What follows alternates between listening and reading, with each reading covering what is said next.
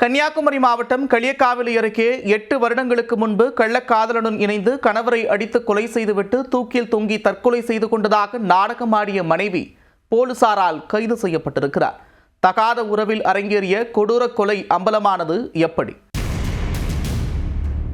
கன்னியாகுமரி மாவட்டம் களியக்காவிளை அருகே மடிச்சல் பகுதியை சேர்ந்தவர் சிவகுமார். கொத்தனார் வேலை செய்து வந்த அவருக்கு தெங்கம்பழஞ்சி பகுதியை சேர்ந்த ஷீஜா என்ற பெண்ணுடன் திருமணம் நடந்து 2 குழந்தைகள் உள்ளனர். இந்நிலையில் ஷீஜாவுக்கு வெளிநாட்டில் வேலை செய்து வந்த எழில் என்பவருடன் பழக்கம் ஏற்பட்டுள்ளது. நாளடைவில் இது தகாத உறவாக மாறியது.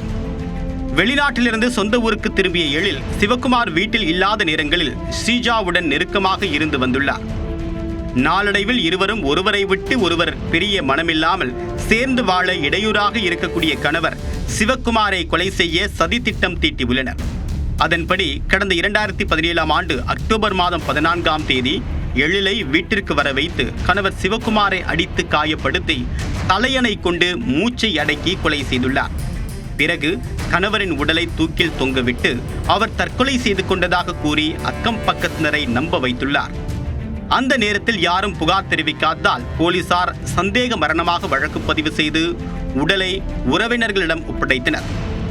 உடலை அடக்கம் செய்த ஷீஜா சில நாட்கள் கடந்து தங்களுடைய திட்டப்படி எழிலை திருமணம் செய்து வாழ்க்கை நடத்தி வந்துள்ளார். இது சிவகுமாரின் உறவினர்கள் மத்தியில் சந்தேகத்தை ஏற்படுத்த அவரின் தாயார் தன்னுடைய மகனின் இறப்பில் சந்தேகம் இருப்பதாக கூறி களியக்காவிளை காவல் நிலையத்தில் மற்றும் மாவட்ட காவல் கண்காணிப்பாளரிடம் புகார் அளித்துள்ளார். அதன் பேரில் மீண்டும் விசாரணையில் இறங்கிய போலீசாரிடம் ஷீஜா முன்னுக்கு பின் முரணாக பதிலளித்துள்ளார். பிறகு போலீசார் நடத்திய கிடுக்குப்பிடி விசாரணையில் காதலனை ஏவி கணவனை கொன்றதை ஷீஜா ஒப்புக்கொண்டார். இதையடுத்து ஷீஜா மற்றும் அவருடைய காதலன் எழில் ஆகிய இருவரையும் கைது செய்த போலீசார் சிறையில் அடைத்தனர்.